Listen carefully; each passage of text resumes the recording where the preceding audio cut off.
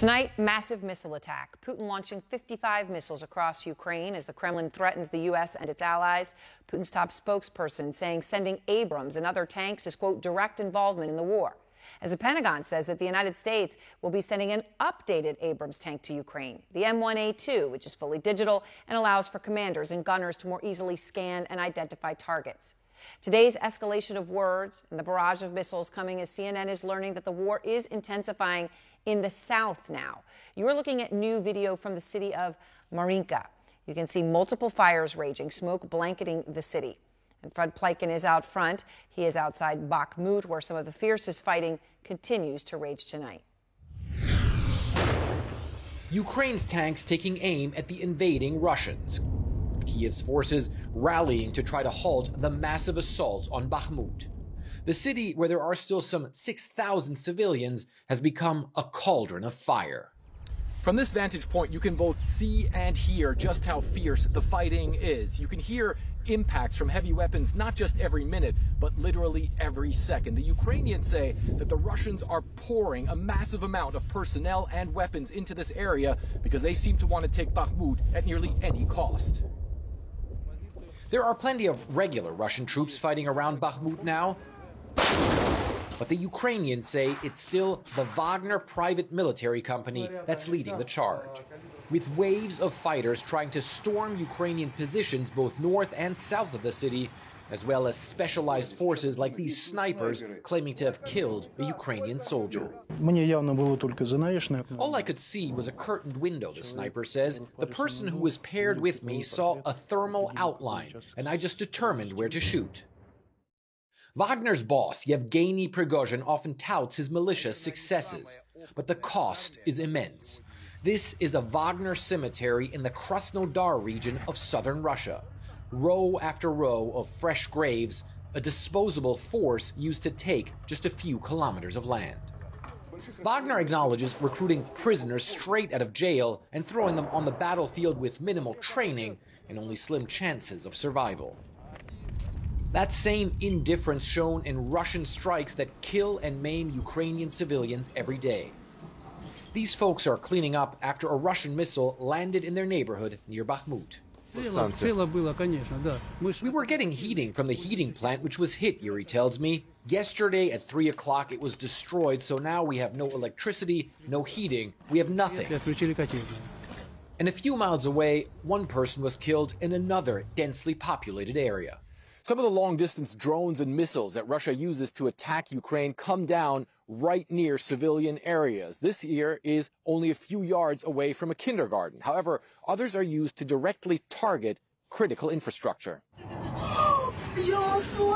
More than 50 missiles fired just on Thursday. And while many of them were intercepted by Ukrainian air defenses, some were not brought down, adding to the daily toll of destruction.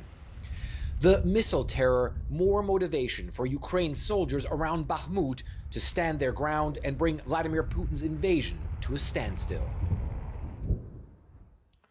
And Aaron, it's certainly some really brutal fighting that we witnessed around Bakhmut today. The Ukrainians say that the Russians are trying to encircle that city, and obviously, as you can see there, the Ukrainians themselves trying to do their best to stop that from happening. Meanwhile, the president, Volodymyr Zelensky, he came out today and ripped into those missile strikes that the Russians once again conducted, calling for more air defense weapons, but of course, generally calling for more modern weapons from the West. He also praised the soldiers from the Ukrainian forces that are fighting here in Donetsk in the east of the country, saying that if they make a stand here, they could seriously deplete the combat power that Russia has available on other fronts as well, Aaron. Fred, thank you very much from just outside Bakhmut tonight. And I want to go down to the Russian investigative journalist Andrei Soldatov. He is the author of The Compatriots, the Russian exiles who fought against the Kremlin. And Andrei, you've got some new reporting here. As Fred's talking about the Wagner Group and them and still playing that central and kind of tip of the spear role near Bakhmut, you're reporting it's not just Wagner that's recruiting prisoners to aid in the Russian war effort, that this now goes much deeper, that the official Russian state is doing this as well. What did you discover? Yes, it looks like the Russian military factories are suffering from acute shortages in workforce. Even Uralvagonzavod, which is the largest tank factory in the country, reported the lack of employees. So now they're going to use Russian convicts, and Russian convicts are already fighting on the battlefield in Ukraine. So now we're going to help to manufacture all these tanks and weaponry.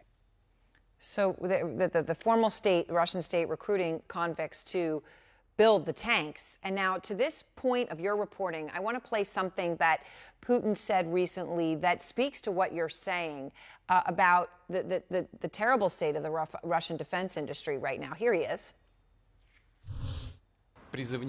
Given that the defense industry is now overburdened, and given that you work in 3 shifts, and there is a high demand for military industrial products, we are now considering the possibility of granting deferment also to those who must be called up for compulsory military service.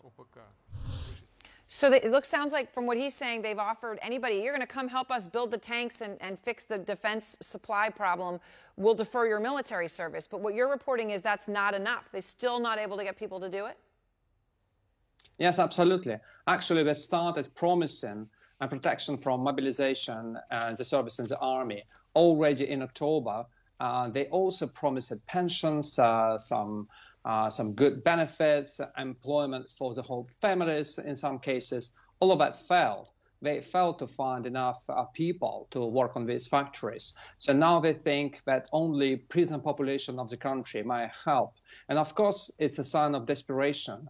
Just think how reliable all these tanks and all this weaponry could be if they would be manufactured by completely unskilled workforce straight out of the prison.